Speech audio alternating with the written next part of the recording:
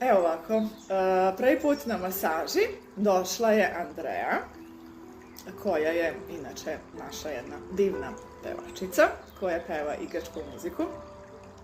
I ona će nam reći prvi put iskustvo kod mene na mojoj masaži i kako je ona to doživjela. Izvoli.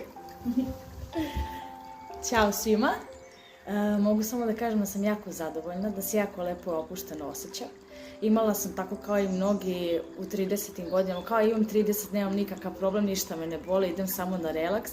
Međutim, kad sam došla kod ove divne gospođe, shvatila sam da imam itekako problemčiće, tako da sam imala jednu divnu terapeutsku relaks masažu, bilo mi je jako lepo, malo je bolelo u početku, malo, ali posle toga je sve bilo mnogo bolje i lakše i sad se osjećam laka kao perce i hvala ti puno na tome. Hvala još jednom i tebi.